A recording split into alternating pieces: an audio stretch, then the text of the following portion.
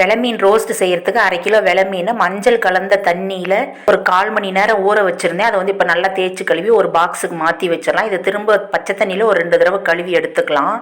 இப்போ வந்து ஒரு பவுலில் 2 ஸ்பூன் கார்ன் மாவு, 3 ஸ்பூன் அரிசி மாவு, 1/4 ஸ்பூன் மஞ்சள் தூள், 1/2 ஸ்பூன் தனி மிளகாத்தூள், 1 ஸ்பூன் தனியாத்தூள், 1/2 spoon Kashmiri red chilli powder, 1 spoon தூளுப்பு, 1 ஸ்பூன் அளவுக்கு இஞ்சி பூண்டு விழுது, 1/2 மூடி எலுமிச்சம்பழம் விதை நீக்கிட்டு அப்படியே சாறு பிழிஞ்சு விட்டுறலாம். அப்புறம் ஒரு 2 குழிக்கரண்டி கடலெண்ணெய் விட்டுக்கலாம். இது எல்லாத்தையும் சேர்த்துட்டு ஃபஸ்ட்டு நல்லா கையிலே பிசைஞ்சுக்கலாம். அதுக்கப்புறமா எவ்வளோ தேவையோ அதுக்கு தகுந்த மாதிரி கொஞ்சமாக மட்டும் தண்ணி சேர்த்துட்டு ஒரு பேஸ்ட் மாதிரி பிசைஞ்சு வச்சிடலாம்.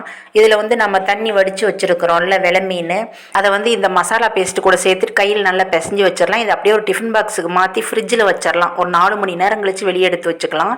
இப்போ வந்து ஸ்டவ் ஆன் பண்ணி ஒரு சப்பாத்திகள் அடுப்பில் வச்சுட்டு கொஞ்சமாக எண்ணெய் விட்டுட்டு இந்த மீனையெல்லாம் அதில் எடுத்து வச்சுட்டு 2 பக்கம் வேக வச்சு எடுத்துட்டோம்னா ரெடி.